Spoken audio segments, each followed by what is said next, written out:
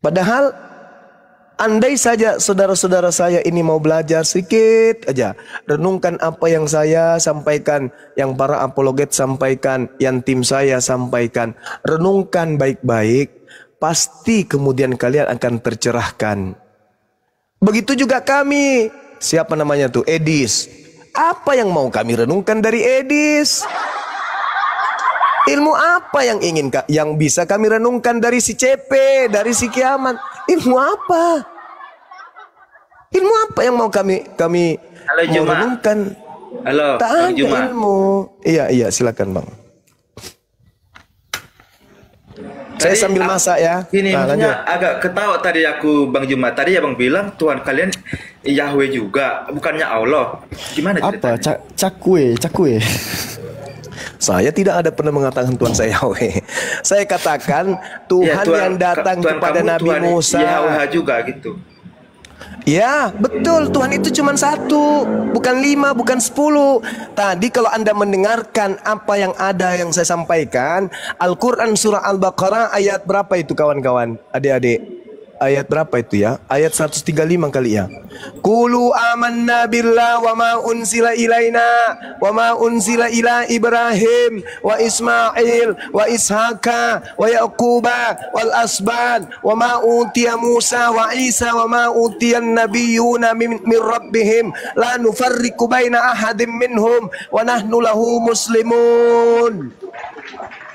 Apa yang datang kepada Nabi Ibrahim, Ismail, Ishak, Yakub, Musa, Isa, itu kami imani karena berasal dari sumber yang sama yang datang kepada baginda Rasulullah Muhammad sallallahu alaihi wasallam. Yang berbeda itu Kristen. Kristen Tuhannya kan, dewa-dewa. nama- Tuhannya Kristen itu roh. Tuhanmu Kristen, Tuhan Kristen roh, betul? Iya, roh, Tuhannya Yahudi roh enggak? Ya, roh kan sama Tuhan. Mana dalilnya Tuhannya Yahudi roh? Kalau ada dalilnya Tuhannya Yahudi roh, saya tutup apologet Islam Indonesia. Tahun ini juga, bulan ini juga, hari ini juga. Mana dalilnya Tuhannya Yahudi adalah roh? Tunjukkan. Ayo. Bentar, aku mau nanya ini Bang. Tadi aku mana dalilnya? Juga. Kenapa kalian bilang mana dalilnya? Tuhannya Yahudi adalah roh. Sedangkan Yohanes, sabar. Yohanes 4 nomor 22, nomor 23, nomor 24.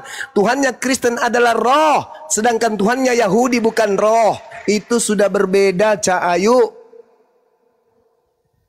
Kalau ada orang Kristen yang mampu menunjukkan, nih dengarkan semua nih. Saudara-saudaraku, pendeta, pastor, dimanapun kalian berada, kalau ada di antara kalian yang mampu menunjukkan bahwa Tuhannya Yahudi itu roh dengan dalil, saya katakan sebagai pembina, mohon izin ketua saya, aku jawab, bisa itu, Bang. Saya tutup apologet Islam Indonesia. Silakan tunjukkan kepada saya. Kejadian 1 ayat 3, roh Allah melayang-layang. Alamak. Jadi kalau dikatakan bahwasanya malaikat Allah melayang-layang, berarti malaikat itu adalah Allah gitu. Ya, yang enggak, saya tanya, kan, saudara, yang saya kejadian 3. Roh Allah melayang-layang, air Allah mengalir, tanah Allah mengeras, hujan Allah turun dari langit, malaikat Allah menyampaikan firman, Baitullah kemudian tempat ibadah, semua yang bersandar kepada Allah bukan Allah.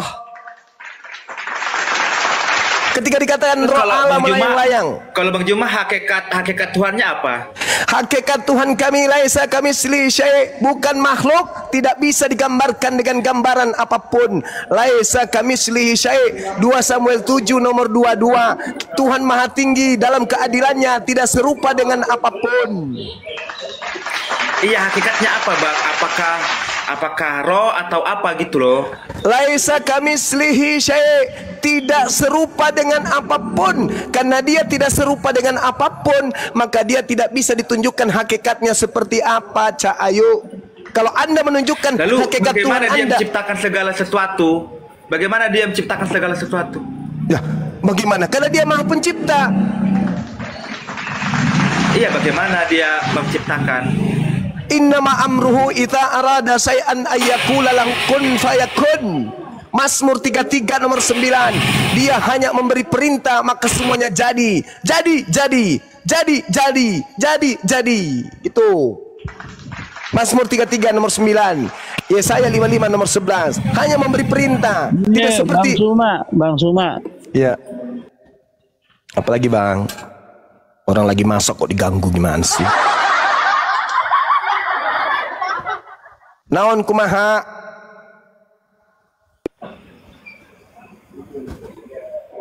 Kalau Anda bertanya seperti apa hakikat Tuhan itu, lantas Anda mengatakan roh, berarti Anda menyetarakan Tuhan itu dengan makhluk, karena roh itu makhluk, sementara Tuhan itu bukan makhluk. Kalau kalam Allah itu apa? Kalam Allah.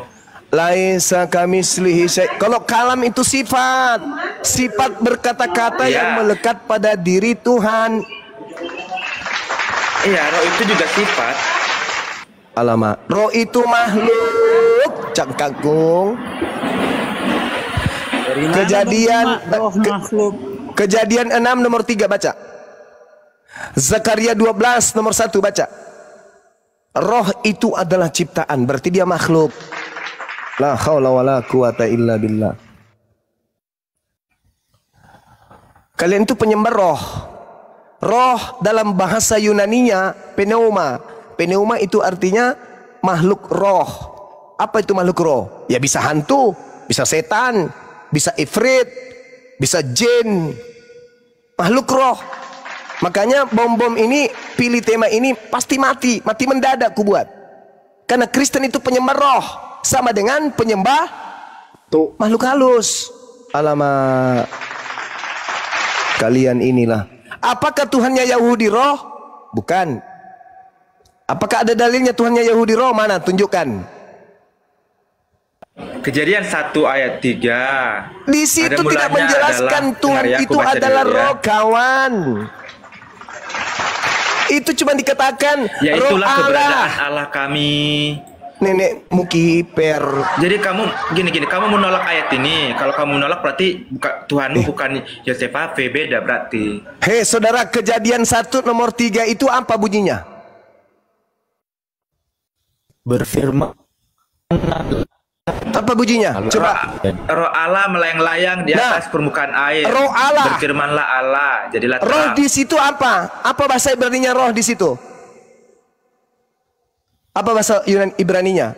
Ruah. Ruah itu apa artinya? Angin, udara, oksigen. Berarti yang melayang-layang di atas. Iya. Berarti yang melayang-layang di atas permukaan air itu apa? Ya Tuhan atau angin? Emang Allah itu keadaan. Mati Meja. Yang melayang-layang secara tertiup sopai-sopai di atas permukaan air itu angin atau Tuhan?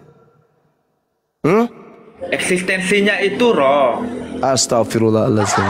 Kenapa Anda memahami itu? Karena Anda sudah didoktrin lebih awal Tuhan Anda itu roh, sehingga angin pun Anda katakan roh. Kami mengimani perkataan Nabi Musa. Ini kan kitabnya Musa kan? Anda serius? Anda serius beriman kepada itu bahwa Tuhannya Yahudi itu adalah angin? Serius? Roh, serius Anda? Roh. Anda serius mengatakan itu? Ya roh. Iya roh. Anda mengatakan bahwa di situ ada roh, maka di situ Tuhan. Anda serius? Iya, saya mengimani. Anda bisa dipercaya? Anda bisa dipercaya bahwa Tuhan Anda itu adalah itulah roh? Iman orang Kristen, Bang Juma. Oke, baik. Dinda Alfi, tolong tunjukkan Ayub 23 nomor 7. Oke. Ya. Ayub 23 27 nomor 3. Pakai terjemahan Elai aja gitu. Pegangan ya, Saudara Jeff. 27 butir 3. Selama nafasku masih ada padaku dan roh Elohim masih di dalam lubang hidungku. Nah, ruah Elohim di dalam hidung itu apa maksudnya? Aku tanya dulu kau. Itu Tuhan. Ruah Elohim yang ada dalam hidung itu Tuhan. Jadi Tuhanmu ada dalam hidungmu. Ya, saya lagi flu ini, saya lagi flu. Yang omnipresent, maha hadir. Saya lagi flu. Jadi Tuhanmu ada dalam hidung. Iya, Lagi makan, omnipresent lagi ada di makan, mana, Gurunda. ada di mana-mana, Maha hadir. Udahlah, udah. Udah. Jadi kita simpulkan Karena Tuhan yang memang Kristen ada ada. ayatnya kan ya nggak salah, ayat ini nggak salah Bang Juma. Berarti Tuhanmu ada dalam lubang hidung? Ya, Maha hadir. Enggak, saya bukan tanya maha hadir pula. Yang saya tanya Tuhanmu ada di dalam lubang hidung? Iya, di mana-mana ada. Enggak perlu di mana-mananya. Yang saya tanya, Tuhanmu ada di dalam lubang hidungmu? Iya, nggak salah ayat ini, nggak salah. Ini yang keluar masuk ini Tuhanmu? Yang keluar masuk di hidungmu itu Tuhan? Ya, lah kami itu roh, nggak salah ayat ini. Berarti yang keluar masuk di lubang hidung itu Tuhanmu? Berarti Tuhannya setara Keberadaannya dengan di ingus mana-mana. dong kalau gitu Gurunda. Hah? Bukan di mana-mana. Kehadirannya ada di mana-mana. Ini berbicara hidung, Cak Ayu. Ngapain kemana-mana? Nanti Terus lubang terus pantat kalau juga ada. Bang Juma Tuhannya di mana? Cuma di Arab doang, nggak ada nggak ada di Tuhan sini, di saya Indonesia. itu meliputi langit dan bumi. Tidak seperti makhluk. Masuk ke lubang hidung, masuk ke lubang pantat, masuk ke lubang telinga. Kalau Apa itu memang ada di hantu itu? bumi, kalau memang ada di bumi seperti apa dia? Laisa kamislihi syai', bukan makhluk Tuhan saya itu. Tidak bisa diseumpamakan dengan makhluk. Kok seperti apa pula? Lucu. Ya jangan-jangan nggak ada lagi. Jangan-jangan Akalmu nggak ada ada. nggak? Akalmu ada nggak? Ada. Bisa tunjukkan. Ya ini aku ngomong sama Bang Juma. Ya ini Kelihatan- alam semesta ini bukti adanya Tuhanku. Begitu aja kok repot. Saya mau lihat wujud Itu kan- akalmu mana? Saya mau lihat wujud akalmu mana? Wujudnya. Iya, wujud akal saya ketika saya berbicara dengan Bang Juma, saya bisa Jadi merespon bicaramu kan itu akal. Jadi bicaramu itu wujud akal. Iya, wujud akal saya itu ketika saya bisa merespon Anda kan? Ih, dongo. Saya tanya wujud. Iya, pernyataan Apa? diri saya itu saya ungkapkan melalui perkataan saya. Ya berasal dari begitulah akal saya, Tuhanku. akal pikiran saya. Tuhanku mengungkapkan keberadaan dirinya melalui ciptaannya yang kau bisa lihat, yang bisa kau rasakan. Itu bukti Tuhan saya ada. Kucluk. Contohnya, Kamu memberikan contoh tadi. Bukti adanya akalmu, kau merespon. Bukti adanya Tuhanku ada alam semesta ini. belum mencipta dia apa? Sebelum ada langit dan bumi dia apa? Dia Tuhan, tak berawal, tak berakhir. Apa dia wujudnya? Astaghfirullahaladzim. Akalmu sebelum kau berbicara apa wujudnya? Ya akalku itu kecerdasan. Nenekmu kiper, udahlah pening aku lihat kau. Itu akalmu, ditanya akalmu. Coba tunjukin open cam. Kemana dia? Jadi kalau kentut itu Bang Zuma bisa Tuhan mereka juga ya? Kan angin katanya, keluar masuk. Kentut. Ya itu ku bilang tadi. Padahal yang keluar masuk di lubang hidungnya Ayub itu adalah nafas. Kalau Bunda mikirnya lagi masak pas bersin gimana Bunda? Hacim keluar dong tuannya terlempar. Udah lagi azan di sini sahabat, silakan dilanjut. Siap, Bunda. Assalamualaikum. Naikin lagi, Us. Waalaikumsalam warahmatullahi wabarakatuh. Pera Kaisar. Enggak, saya naik gara-gara yang tadi itu. Jadi saya mohon diizinkan untuk mengklarifikasi sebentar ya. Jadi saya tidak mengatakan Yahweh itu adalah Allah. Ya. Cuma saya tanya. Saya tunjukkan di dalam keluaran, di dalam Sefer Shemot, Verek Esri Mispar Stayim, dalam Targum bisa dia gaon. Di situ dikatakan Anallahu Robbuka, sesungguhnya Alef Lamet Lamet He itu adalah Tuhanmu. Jadi orang Yahudi sendiri itu mengakui kalau Allah itu adalah sosok entitas yang disembah oleh Musa. Billy Yahudi aja kemarin saya lihat menyampaikan apa yang saya sampaikan sama. Jadi orang Yahudi itu tuh percaya kalau Allah yang disembah oleh Nabi Muhammad adalah Allah yang disembah oleh Nabi Musa. Itu. Alfi bantu dukung data ya, Kanda Yonat, izin. Bukakan aja Sefer Shemot Verek. Ini Alfi pakai Deuteronomi ulangan 6 butir 4. Di sini kan dikatakan di ulangan 6 butir 4 Shema Israel Adonai Eloheinu Adonai Echad, dengarlah Israel. Tetragrammaton tuh ya teman-teman ya, 4 huruf suci. YHWH itu Tuhan kita, YHWH itu Esa. Aku enaknya pakai kamera depan ya biar bisa ku arahin jempol gue nih. Jadi pada saat Yahudi memiliki kitab yang menyatakan bahwa Hashem itu Esa, di dalam tafsir Rasak ini Rabi Sa'adia Gaon itu tertulisnya dalam bahasa Judeo-Arabik, I'lam al-Israel anallahu rabbuna Allah al-wahid. Jadi secara tidak langsung Yahudi itu menyamakan 2 kali tetragrammaton itu muncul YHWH di sini, dan 2 kali pula alef lamet lamet he di sini muncul. Gitu ya, lebih kurang menandar ya. Buka Silakan ditambahin. Sefer Shemot Ferek Esrim Mispar Stayim DLV. Oh, yang tentang tanah Mesir ya? Ya, yang Anochi Adonai Eloheha Asher Khosyatiha Me'eret Mishrai Bait Abadim. Atau sama aja sih sama ini? Gak apa-apa, ini juga sama kok. Intinya sama. Sama. Ya nggak usah dibuka, nggak apa-apa. Intinya sama di situ. Itu yang bahasa Arabnya. Orang nggak Oten mana ngerti yang kayak gitu. Ya susah sama Oten ini, nggak bisa. Tapi yang aku bingung tuh gini. Akunku 4 tumbang semua itu. Kenapa saya diturunin tadi? Kenapa saya diturunin? Aduh, Oten ini. Karena Pak biasa karena Anda di atas, karena Anda di atas makanya diturunin. Kalau udah di bawah nggak mungkin diturunin, pasti dinaikin gitu Pak. Ya, kenapa kalian mengimani yang bukan kitab kalian? Kenapa kalian mengimani yang bukan kitab kalian? Ini pertanyaan yang tadi ya. Sebentar dulu ya. Sebentar. Siapa yang mencuri? Ya, sebentar dulu ya. Jadi pembahasan yang tadi oleh sebentar dulu Pak, sebentar ya, sebentar pelan-pelan. Nah, jadi apa yang tadi dipaparkan oleh guru-guru kami, di situ sedang menjelaskan bahwa ketika orang-orang Yahudi mendengar penjelasan Nabi kami tentang siapa Sang Pencipta, maka mereka berani mengatakan Tuhan mereka itu Allah. Itu mereka berani mengatakan seperti itu. Karena ketika dijelaskan di dalam Al-Quran, ketika dijelaskan tentang laisa kamislihi syai'un, bahwa tidak ada yang sama dengan Allah. Allah itu yang maha menghidupkan dan yang maha mematikan, dan seterusnya tentang sifat-sifatnya dan nama-namanya, maka orang Yahudi menerima kebenaran ayat Al-Quran, sehingga mereka mengatakan itulah Tuhan yang disembah oleh kami. Kan begitu.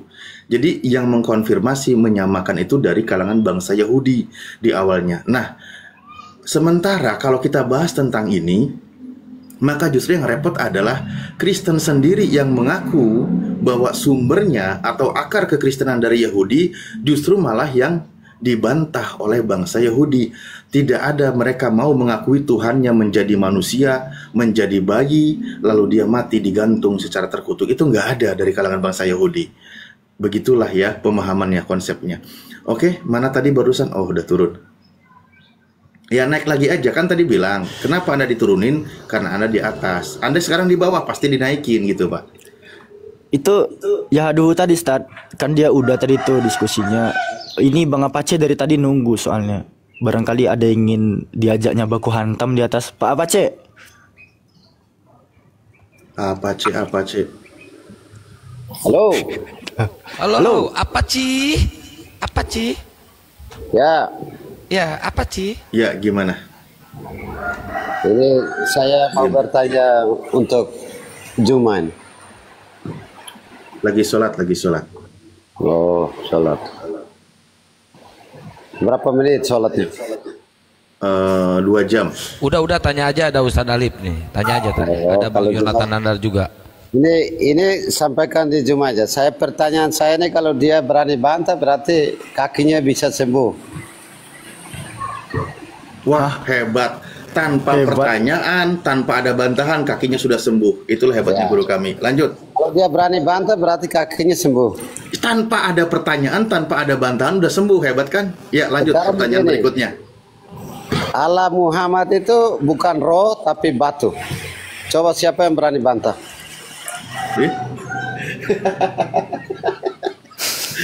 Batu ada Pak, Yesus adalah batu ada.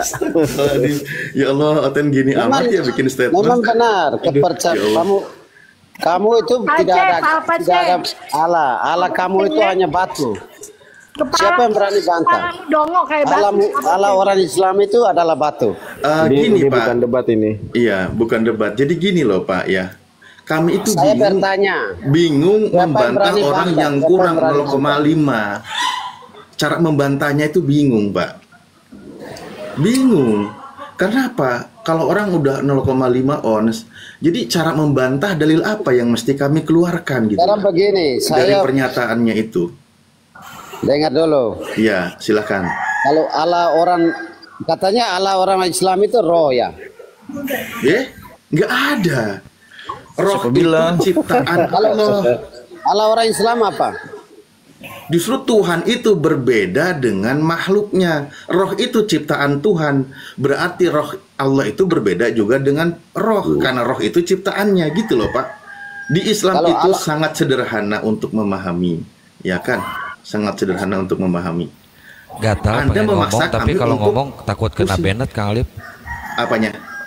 Saya Ma? gatal pengen ngomong, Jangan, tapi jangan, kalau jangan, ngomong jangan takut ikut. kena banned. Saya juga Jangan begitu, ikut. Kang. Jangan. Pengen. Oke. Ya. Silakan Pak Pace.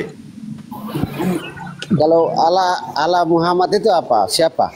Loh, udah dikatakan Tuhan itu, sang pencipta itu berbeda dengan makhluknya. Tidak sama dengan makhluknya. Kalau ada contoh nih, Pak Apache, siapapun apa yang disebut, seperti apa, itu makhluk. Pasti dia bukan Tuhan gitu loh. Karena Tuhan itu berbeda dengan makhluknya. Makanya Sayyidina Ali berkata radhiyallahu an, mahma tasawwarta bibalika fallahu bi khilafi dalik. Apapun yang tergambar di dalam benakmu tentang Tuhan, tentang Sang Pencipta, dia itu bukan seperti itu. Karena Tuhan itu tidak bisa digambarkan oleh logika kita tentang esensi Tuhan.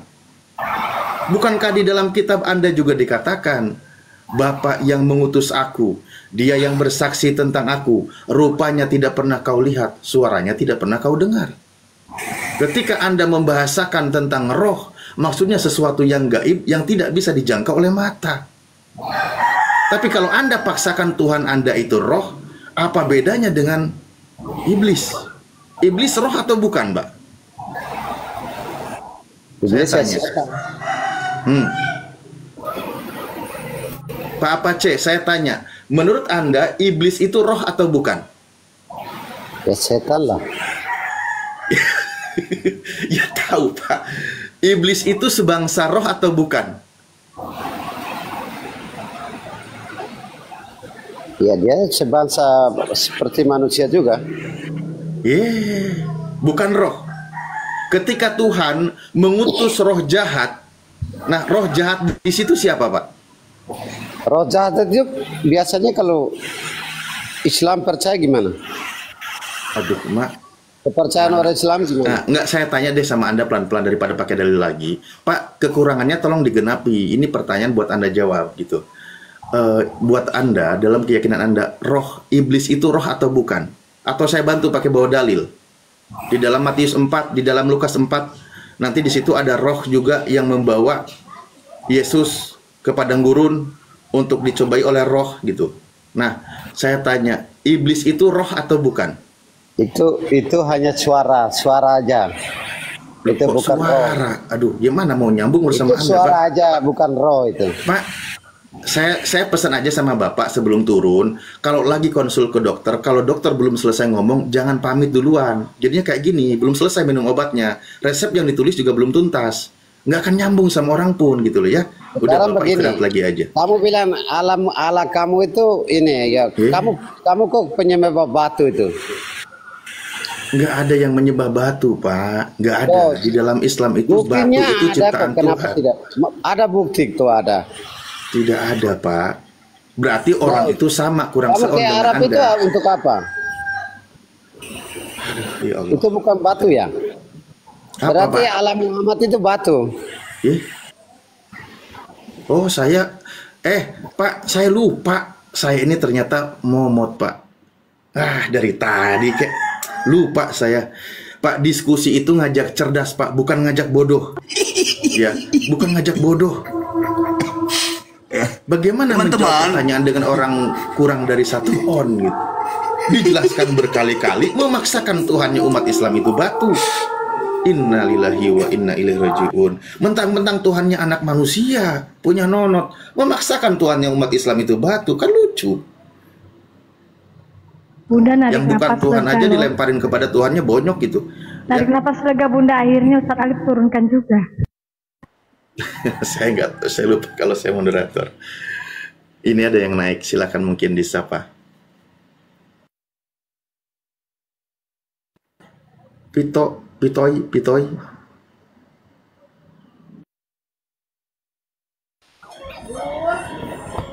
Saya mau tanya, yang kalian sembah sebenarnya siapa sih? Oh, Anda Kristen? Ya, Anda Kristen? ya Kristen. Oke. Yang kami sembah itu adalah Tuhan yang menciptakan Yesus. Itu Tuhan kami. Allah kalian. Yang rupanya tidak pernah dilihat, suaranya juga tidak pernah didengar. Iya. Tapi kenapa kalian menyembah Muhammad, menuhankan Muhammad? Nggak ada, Pak. aja Musyrik, Pak. Anak ini korban edis. Nggak ada yang menuhankan Nabi Muhammad, Pak. Seandainya ada umat Islam di sini menuhankan Nabi junjungan kami, maka musyrik hukumnya.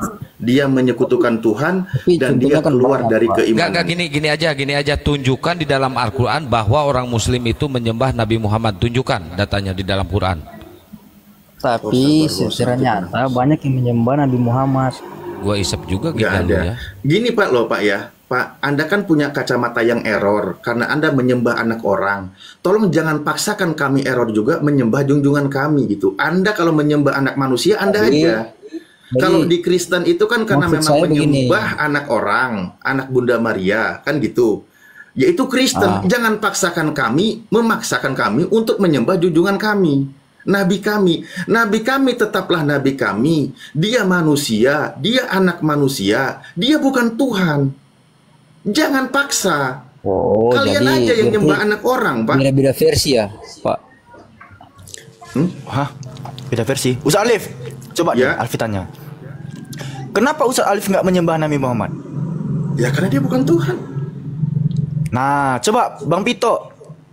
Ya, Kenapa Anda menyembah Yesus? karena dia Tuhan. Nah, di sini Pak titik temunya. Kami sebagai umat yang paling mengandalkan logika tidak akan pernah menuhankan Tuhan yang bertulang belakang. Yesus bertulang belakang nggak Pak? Benar. Dia datang ke bumi merupai Yesus wujud manusia. berekor depan nggak? Yesus berekor depan nggak? Berekor depan. Jadi Ya itu Titit, punya titit nggak dia? Punya titit nggak? jadi gini Pak. Ya, kalian yang Jadi salah. gini. Otak kalian itu harus berpikir. Ini saya ajak Bapak berpikir. Putar-putar situ. Ini saya ajak Pak Pito berpikir.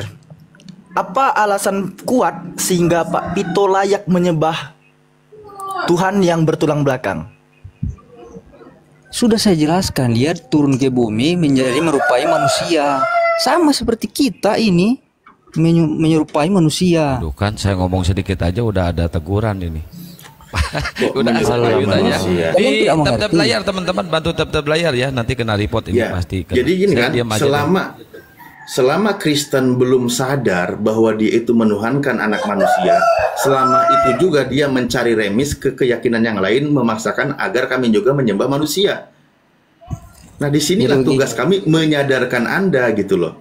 Bahkan di dalam kitab Anda dituliskan Yesus itu tetap sama baik dulu, hari ini dan sampai selama-lamanya. Pertanyaan saya, Yesus manusia atau bukan? Sudah saya bilang tadi, kalian ini tidak sampai-sampai ya untuk kalian ini. Saya tanya, Yesus itu manusia atau bukan? Yesus menyerupai manusia. Kalian tahu Tritunggal nggak? Nah, itu Anda ngarang. Anda ngarang gimana? Yesus itu Semua ada di adalah ayat manusia dari kita dan pada di anak Injil. manusia. Tidak ada ayatnya Yesus menyerupai manusia, itu tidak ada. Justru wajib dipercayai kalau Yesus itu sebagai manusia, bukan menyerupai manusia. Bahkan tadi saya sebutkan ayatnya, Yesus itu tetap sama baik dulu, hari ini dan sampai selama-lamanya. Lah, Yesus manusia, Yesus tetap sama. Kenapa kalian ngarang? Disinilah Anda belum sadar gitu loh. Oh, jadi ketika Anda belum sadar, ngajak kami umat Islam untuk tidak sadar, nggak bisa. Oh, maksud kalian Yesus itu manusia. Loh, iya betul. Jangankan maksud kami. Kitab Anda sendiri pun menjelaskan kalau Yesus itu manusia. Justru kalau tidak percaya Yesus itu manusia, itu ajaran anti Yesus. Ajaran anti Kris. Saya kan sudah bilang menyerupai manusia. Nah, itulah ajaran antikris.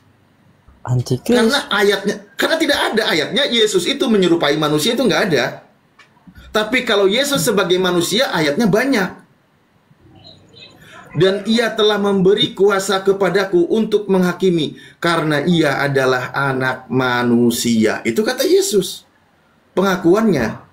Ya. Yesus sebagai anak karena manusia. kalian tidak paham arti Tritunggal itu apa, makanya kalian. Nah, ya kami tidak paham. Kenapa dikatakan tidak paham? Karena tidak tertulis di dalam kitabnya. Yang Anda ajarkan itu, yang Anda pahami itu bukan dari yang tertulis di dalam kitab. Kami tidak mempelajari apa yang tidak tertulis. Kami mempelajari narasi orang Kristen berdasarkan dari yang tidak tertulis di kitabnya. Tapi ketika membaca dari kitab yang tertulis, tidak ada ajaran Yesus seperti itu. Yesus mengajarkan dirinya sebagai anak manusia. Anda mengajarkan Yesus itu yang menyerupai manusia. Nah, inilah ajaran antikris yang berlawanan dengan ajaran Yesus. Mulai sadar? Antikris bisa menghidupi orang mati? Saya tanya. Loh, Dajjal. Antikris bisa menghidupi orang mati. Itu yang saya tanya dulu. Jawab. Ada Dajjal nanti bisa menghidupkan. Ada di mana? Di mana? Ada di Quran kalian. Loh, dijelaskan Dajjal itu punya kehebatan iblis. Punya kehebatan, tapi tidak bisa menghidupi orang mati. Di mana? Nah, coba di mana ya? Sekarang Anda maksudnya Yesus itu bisa menghidupkan orang mati. Saya menuduh antikris. Bukan, Bang. Yesus itu manusia, bisa menghidupkan orang mati, nggak ada masalah. Saya tidak menuduh Yesusnya sebagai secara manusia, ajaran Dajjal, pikir pakai logika. Secara manusia di mana bisa menghidupi orang mati? Nah, coba manusia mana yang bisa membelah lautan? Ada nggak? Ada nggak? Coba kasih satu ayat di mana Yesus bisa membelah lautan. Ada nggak? Kalau membelah lautan tidak ada, tapi Nabi Musa tidak kan ada. Berarti Yesus tidak bisa kan? Yang saya tanya, hebatan Nabi Musa. Kalau Yesus tidur, bisanya tidur di atas perahu. Kalau Nabi Musa bisa membelah lautan. Ustaz Alif izin dibukain Kisah Para Rasul 27 pasal 12. Kisah Para Rasul 20 pasal 7 12. Paulus juga bisa hidupin orang mati tuh. Nah, itu Paulus bisa hidupin orang mati. Itu di ayat kalian. Petrus itu juga bisa menghidupkan yang mati. Tabita yang mati juga bisa dihidupkan. Kayak gitu. Enggak, kenapa kalian percaya Quran enggak? Loh, itu prinsip iman kami. Kami harus percaya Al-Quran. Quran itu menjelaskan segala sesuatu enggak? Menjelaskan. Tapi kenapa kalian lari ke hadis? Karena kami diperintahkan untuk mendengarkan yang menjelaskan Al-Quran. Ini kemana lagi kau larinya? Nah, Anda percaya dengan perkataan Yesus? Menjelaskan segala sesuatu. Kenapa kalian? Anda percaya dengan perkataan Yesus? Buku yang dari ulama-ulama. Coba kita buka ya Kisah Para Rasul ya di KPR. Kisah Para Tuyul dalam Alkitab. Paulus membangkitkan seorang pemuda bernama Ehtikus yang dari kematian. Tuh, Paulus membangkitkan orang mati tuh. Tuh, Tuhan kan tuh Paulus tuh, sembah itu. Jangan dulu lari kemana-mana. Tadi tuh kau yang lari kemana-mana. Dari tadi tuh kau lompat sana lompat sini. Kau periksa ke dokter. Pasti dokter jawab apa bilang? Bang, kau tuh banyak rencana tapi kekurangan dana. Itu kau. Maklumlah, begitulah. Islam rata-rata begitu. Pemikirannya tidak sampai. Aduh, dongok. Saya baca juga nih. Dengerin Pitoy. Aku bersaksi kepada setiap orang yang mendengar perkataan-perkataan nubuat dari kitab ini. Jika seorang menambahkan sesuatu kepada perkataan-perkataan ini, maka Tuhan akan menampakkan kepadanya malapetaka yang tertulis di dalam kitab ini. Ini Wahyu 22 nomor 18 dan 19. Tidak boleh menambahkan dan mengurangi apa yang tertulis di kitab ini. Coba, di mana Yesus mengajarkan Tritunggal itu di mana? Kalian yang menambahkan itu. Lah, di mana Yesus mengajarkan Tritunggal coba? Padahal di sini dikatakan jika seorang menambahkan suatu kepada perkataan-perkataan ini, maka Tuhan akan menambahkan kepadanya malapetaka. Oke. Nah, coba di mana Yesus mengajarkan Tuhannya itu jadi 3 tapi 1? Coba, di mana? Udah lari. Di mana? Loh, nggak ada ilmu Ustaz Alif, mending dibuang aja ke tempatnya ini. Ini tempatnya di tong sampah, jadi kita buang ke tong sampah. Nggak ada ilmu. Percuma. Itu dibacain di kitabnya malah kayak gitu. Kita yang membuat-buat. Ya kenapa Kandayonat Tini akunku habis tadi debat sama si Edis, akunku habis ini akun. Alhamdulillahirobbilalamin. Followerku cuma 2000 nih, tolong dong bantu-bantu ya. Alhamdulillah. Silahkan di report Bang Nandar teman-teman. Izin Kian Santang kalau butuh kursi Bunda turunkan aja ya. Nggak apa-apa, aman, tenang aja. Alif. Bentar Bang Justin, izin Bang Justin. Selamat sore Bang. Edo masih hidup Edo, kemana aja Edo? Jangan gitulah. Sehat lo Edo, salam. Panglima ya salam. Apologit siapa ini? Aduh. Kian Santang. Astaga, Pak Kian Santang. Iya. Kalau pakai akun Kian Santang kena report terus. Nih, tolong teman-teman di follow dulu Bang Nandar ya. Si Kaisar kemana, Bang Edo? Ada. Baru nongol berapa hari dia? Saya dengar kabar si Kaisar udah meninggal katanya. Enggak, sakit dia. Oh sakit. Oh berarti Bang Nandar salah. Assalamualaikum udah meninggal. Heri bentar. Salam. Ini Bang Nandar udah 800. Bang Heri Muslim Kristen? Makasih yang sudah follow. Loh kok keluar? Ya oke, silakan Ustadz Alif dilanjut. Gurunda udah monitor belum Gurunda? Ya dilanjut. Saya jangan banyak ngomong, kalau banyak ngomong nanti kena tombak. Dilanjut ya moderator. Ya. Ya gimana Bang Edo? Nanti saya paling 15 menit lagi turun. Ya, Bang Edo. Lanjut. Saya ngikutin alur yang sudah berjalan aja. Ngikutin alur yang sudah berjalan. Oke, mungkin kalau gitu saya kasih Alfi dulu. Tadi ada yang mau disampaikan biar nanti nyambung. Enggak, cuma mau bilang follow Bang Yonat aja. Lanjut aja Ustaz Alif, silakan. Oke, baik. Ngikuti alur ya. Ya itu tadi. Jadi kan gini, coba dari teman-teman Kristen itu memaksakan kami umat Islam untuk menuhankan batu, untuk menuhankan Nabi yang mulia utusan Allah, yaitu Nabi Muhammad SAW. Padahal kami sudah berkali-kali menjelaskannya berdasarkan dalil yang tertulis kan gitu. Saya bilang kenapa demikian? Karena teman-teman Kristen sejauh ini mereka menuhankan anak manusia yang bernama Yesus dari Nazaret. Mereka mencari remis, memaksakan kami untuk menuhankan Nabi kami. Padahal di dalam ajaran Islam itu tidak boleh. Ketika menuhankan utusan Tuhan, maka hukumnya adalah musyrik, keluar dari keislaman. Kan gitu. Nah, maka di sini saya punya pertanyaan buat Bang Edo. Untuk orang-orang Kristen mungkin jawab secara akademis. Kenapa di dalam Kristen itu menuhankan anak manusia yang bernama Yesus? Mungkin saya berawal dari situ dulu, Bang. Ya, jawabannya sederhana ya. Jadi ada keesaan Allah dalam kepenguasaannya atau ketuhanannya. Karena tidak seorang pun mampu melihat atau menjangkau ketuhanan kepenguasaan Allah Bapa. Dan itu dinyatakan, diwahyukan oleh logosnya atau firmannya. Nah makanya di Matius 11 ayat 25 Yesus menyebut Bapa sebagai Tuhan. Tetapi di ayat 27-nya dikatakan segala apa? Dia telah memberikan kuasa. Sebentar saya buka ayatnya ya. Jadi bukan ada dua ketuhanan, tetapi satu ketuhanan yang dinyatakan melalui kepenguasaan atau ketuhanan Sang Mesias. Ya, Matius 11 ayat 27, semua telah diserahkan kepadaku oleh Bapa-Ku, dan tidak seorang pun mengenal anak selain Bapa, dan tidak seorang pun mengenal Bapa selain anak. Artinya di pewahyuan, kepengantaraan.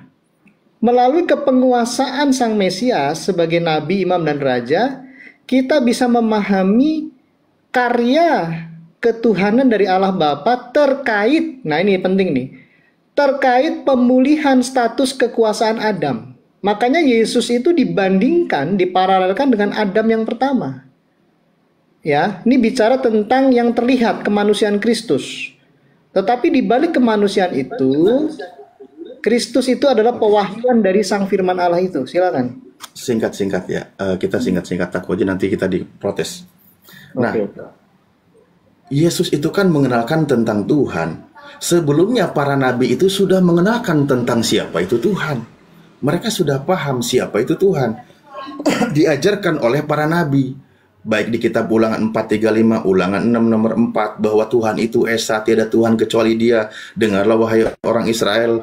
Tertulis juga, lihatlah sekarang bahwa akulah Dia, tiada Tuhan kecuali akulah yang mematikan dan menghidupkan, aku telah meremukkan tapi akulah yang menyembuhkan, dan seterusnya. Bahwa tertulis juga, sebab itu Engkau besar ya Tuhan, sebab tidak ada yang sama seperti Engkau dan tidak ada selain Engkau menurut segala yang kami tangkap dengan telinga kami. Di dalam kitab Raja-Raja, di dalam 2 Samuel 7, semua menjelaskan tentang Tuhan. Mereka, para nabi di kalangan Bani Israel sudah mengenal siapa itu Tuhan. Yesus menjelaskan tentang Tuhan, maka dia tidak akan mendobrak kaedahnya dari kalangan bangsa Yahudi. Ketika Yesus ditanya oleh kalangan bangsa Yahudi tentang hukum yang terutama, dia mengikuti pengajaran Nabi Musa. Dia mengikuti pengajaran Nabi Musa. Wahai orang Israel, Elohim itu Tuhan kita, Tuhan yang Esa, sebagaimana yang diajarkan oleh Nabi Musa. Artinya ajaran Yesus itu bukan mengajarkan yang baru tentang ketuhanan. Bahkan Yesus sendiri mengutip kitab yang diajarkan oleh Nabi sebelumnya gitu. Yang saya tadi permasalahkan adalah kenapa tiba-tiba di Kristen itu malah menuhankan anak manusia itu, yang mengajarkan tentang ketuhanan, mengembalikan bangsa Yahudi kepada ajaran yang benar. Kan itu yang menjadi poin pertanyaan saya, Bang. Oke, sudah. Jadi tidak pernah ada di dalam iman Kristen itu menuhankan manusia, itu tidak ada. Mengangkat manusia jadi Tuhan itu tidak ada. Ketuhanan Yesus dalam kemanusiaannya dijadikan oleh Allah Bapa, Kisah Rasul 2 ayat 30, ya sekitar 32 sampai 34, 36. Itu maknanya adalah penggenapan janji Allah tentang adanya sang penguasa, yaitu Mesias itu. Kan beberapa waktu lalu saya debat dengan Ustadz Alif, kita ada perbedaan masalah Al-Masih, nggak perlu saya ungkit lagi di sini. Ya kan, di dalam iman Kristen, di dalam Alkitab, Mesias itu adalah pemimpin karena mengemban 3 jabatan, Nabi, Imam, dan Raja. Lalu kenapa melibatkan Allah di sini? Karena salah satu penggenapan yang harus nubuatan yang harus digenapi oleh Sang Mesias ini, dia harus menggantikan kematian Adam di Kejadian 2 ayat 17. Ya. Karena itu adalah hutang manusia kepada Allah, kematian Adam, Kejadian 2 ayat 17. Jadi bukan tujuannya untuk begini, "Hei, akulah Allah, akulah Yesus," tidak begitu. Tidak ada inkarnasi Kristus pun, Allah tetap menyatakan dirinya persis seperti yang Ustadz Alif sampaikan tadi. Betul. Bang Edo. Tujuan dari Kristus itu penegasannya adalah bukan untuk mengatakan, "Hei, aku adalah Allah," bukan seperti itu. Silakan. Yesus datang mengaku dirinya kan sebagai anak manusia. Kan gitu. Ini sederhana sekali dari tadi. Dan pengakuan dia itu sebagai manusia. Bahkan yang tidak mengaku Yesus sebagai manusia, dia mengikuti ajarannya anti-Yesus, kan gitu. Ajaran anti-Kris. Nah, sementara Kristen sendiri mengimani yang manusia ini adalah Tuhan. Itu yang jadi permasalahannya dari tadi, ya. Coba, Yesus mengatakan berkali-kali dirinya sebagai anak manusia. Yang tidak percaya kalau Yesus itu manusia, berarti itu ajaran antikris. Sekarang Kristen di sini mengajarkan bagaimana Yesus yang anak manusia itu adalah Tuhan. Sebenarnya kan Anda mengimani sesuatu yang berlawanan dengan ajaran Yesus. Banyak ayatnya, saya yakin Anda juga paham, banyak sekali ayatnya yang mengajarkan kalau Yesus itu adalah anak manusia gitu loh. Coba jangan kemana-mana. Salah Pak Ustadz. Matius 16 itu loh. Saya boleh open cam nggak? Supaya teksnya nggak ditafsirkan aneh-aneh. Loh, yang saya salah dari narasi saya apa? Nggak salah, kurang. Oh, ya nggak salah. Sabar. Saya tambahkan. Matius 16 ayat 13, ini kan pengakuan Petrus ya, murid Yesus. Yesus kan bertanya, kata orang, maksudnya bukan kata murid-muridnya. Ini kan bertanya kepada murid-muridnya, "Hai murid-muridku." Kira-kira seperti itu ya. Kata orang nih, siapakah anak manusia itu? Lah murid-muridnya memberikan informasi, oh ada yang mengatakan Yohanes Pembaptis. Anak manusia ini kan merujuk kepada Mesias. Orang Yahudi tahu kalau istilah anak manusia. Ada pula yang mengatakan Yeremia dan seterusnya, salah satu daripada nabi. Nah, lalu Yesus bertanya lagi kepada mereka, tetapi apa katamu? Ya, mu ini murid-muridnya. Jadi Yesus minta pendapat murid-muridnya, siapakah aku ini? Maka jawab Simon Petrus, yang ditanyakan tadi anak manusia. Petrus menjawab, engkau adalah Mesias anak Allah. Orang Yahudi sudah tahu kalau Mesias itu punya dua kodrat, anak Allah dan anak manusia.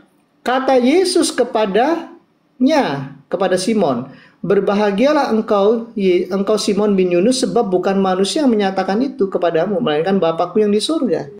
Jadi Yesus saya kan bacakan data. Anda butuh argumen saya dong, sabar. Intinya, kasih argumen. Saya kan belum kasih argumen. Intinya, Mesias itu memiliki dua gelar, anak manusia dan anak Allah. Anak Allah diperanakan dalam kekekalan karena dia firman, logos. Anak manusia pertanyaan saya dalam ruang dan waktu. Anda jelaskan biar tidak kemana-mana. Pertanyaan saya, dalam perspektif Yahudi, anak Tuhan itu apa? Benei Elohim itu apa? Dalam perspektif Yahudi, anak Allah itu firman. Ini orang Yahudi ini nih. Mesias, anak Allah itu Mesias nih. Ini pertama konfirmasi dalam perspektif. Tadi kan Anda bilang dalam perspektif Yahudi. Nah, saya ingin tahu dalam perspektif Yahudi anak Tuhan itu apa? Ini orang Yahudi Petrus. Anak Allah, Mesias itu anak Allah. Oke, pertama. Ini orang Yahudi lagi sebentar. Ini orang Yahudi lagi nih. Yohanes 12:31, ini Yohanes mengatakan Yesus maksud dari Injil ini dicatat. Ini Yohanes orang Yahudi mengatakan supaya kamu tahu bahwa Yesuslah Mesias anak Allah. Jadi orang Yahudi sudah tahu Mesias itu anak Allah. Iya. Nah, pemahaman orang Yahudi yang disebut anak Theos itu apa? Benei Elohim itu apa dalam perspektif Yahudi? Apakah Benei Elohim itu adalah Elohim? Oke, saya jawab. Yohanes 1 ayat 1. Saya jawab pakai data, perspektif Yahudi. Ini orang Yahudi ini. Yohanes orang Yahudi, Pak. Loh, apa di situ menjelaskan anak Theos? Gimana sih? Sabar nih. Firman itu, logos itu adalah anak Allah, adalah Allah. Kenapa Anda tidak membawa ke Mazmur 82 nomor 6? Ya sabar, ini kan kita melihat PN dari PB. Ya saya bantu biar cepat. Ya nggak apa-apa, ini loncat dulu ke PB. Lebih jelas ya. Tidak seorang pun yang pernah melihat Allah, tetapi anak tunggal Allah yang ada di pangkuan Bapa dialah yang menyatakannya. Ini bicara tentang firman. Logosnya. Ya kan saya bilang, yang saya sedang bahas itu tentang anak Theos, Bang. Jadi ini anak tunggal Allah adalah kalamnya, logosnya. Iya, tadi kan Anda membawa perspektif Yahudi. Saya tanya, penjelasan kitabnya Yahudi yang disebut sebagai anak Theos itu apa? Ya nggak masalah, nanti kitabnya Yahudi sebagai data pendukung. Ini kitabnya orang Yahudi, orang Kristen ini. Yohanes muridnya Yesus langsung. Nah, contoh kan ada Adam juga disebut anak Theos. Efraim juga disebut anak Theos. Ini Pak sudah dijelaskan. Yakub juga disebut anak Theos. Enggak, sekarang saya tanya, dalam perspektif Yahudi, Anda sanggup menjelaskan nggak? Kalau enggak, saya bukain kitabnya. Ya ini penjelasan Yahudi. Ini muridnya Yesus. Yesus orang Yahudi, Pak. Itu mah kitab perjanjian baru. Orang Yahudi, Yesus orang Yahudi, Yohanes orang Yahudi.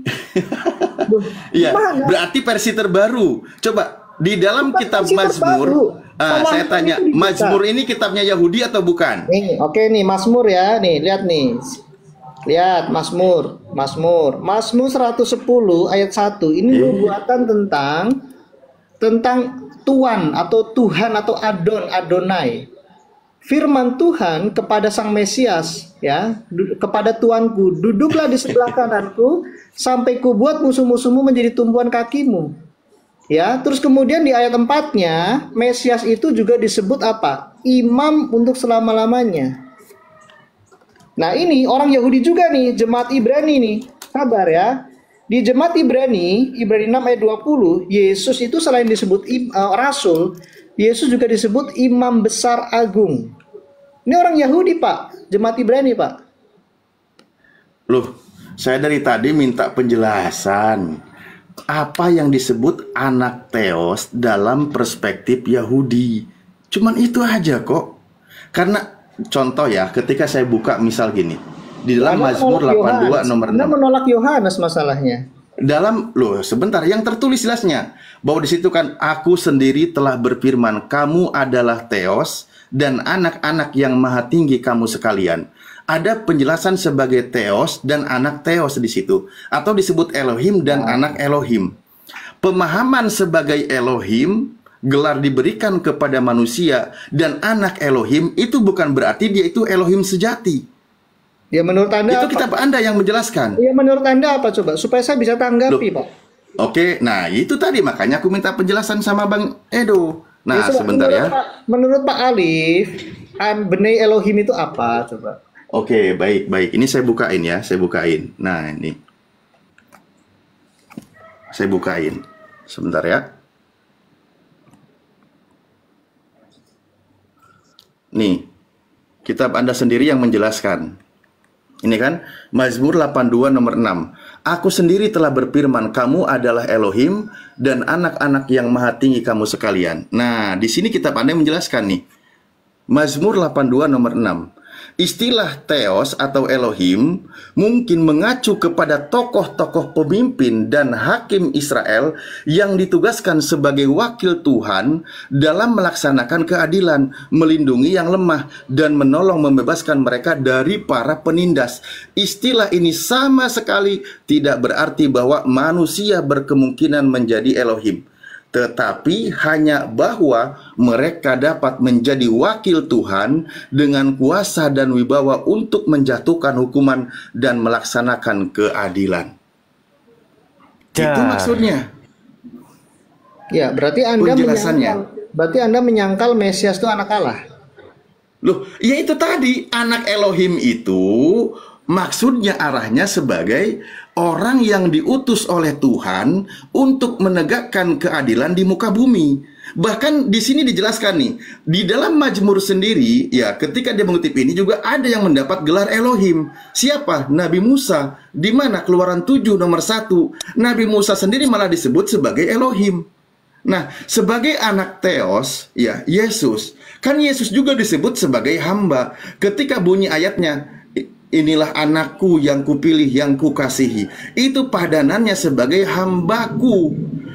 Matius, di dalam kitab Matius 3, ya kan, ketika dia dibaptis, di situ juga padanannya dengan mati penggenapannya dari nubuatan Matius 12 nomor 18, yaitu nubuatan Nabi Yesaya. Maksudnya adalah sebagai hamba Tuhan yang dipilih oleh Tuhan untuk menegakkan hukum Tuhan.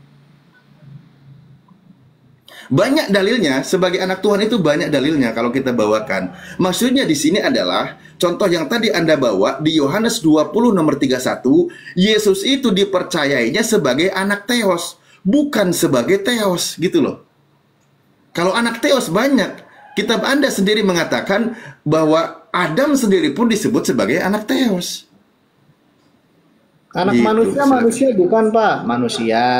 Kan kalian bisa menjawab, ya kan? Anak Allah bukan. Bukan, oke.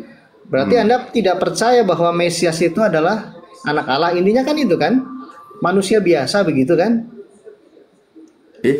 Kan Anda bilang gimana sih? Anak Pak, Allah. Gini Pak, harapan Anda kan mencoba membangun teologi berdasarkan penafsiran Anda, nggak masalah. Biasa itu dalam ruang debat dialektika biasa. Bukan penafsiran saya, kitab Anda yang menjelaskan. Loh iya, ini kok anak penafsiran ini kitab saya juga Pak. Ini kitab lucu. Jadi begini ya, Anda menolak penjelasan dari kitab. Maksud Anda ketika Yesus dikatakan anak Allah, anak Theos, berarti begini, Yesus itu Theos gitu. Kalau kami menggunakan PL sering disangka mencuri. Kami menggunakan PB, Injil tidak boleh. Maunya apa? Lah kan tadi perspektif Yahudi katanya. Yesus membahas dengan orang-orang Yahudi. Perspektif gini. Nah sekarang iya. Nah sekarang sabar gantian Pak. Kan Anda sudah lama ya. Kenapa bernafsu sekali Pak Alif? Kan begini ya. Oh iya dong, karena ini kebenaran yang diperjuangkan. Tadi kenapa? Ketika Yesus disebut anak Theos. Sabar. Kalau kebenarannya seperti itu, Al-Masih kenapa artinya pengusap bukan anak Allah? Ini kan lebih lucu lagi. Daripada orang yang diurut diminyakin sama perempuan. Anda mengatakan gini ya. Anda mengatakan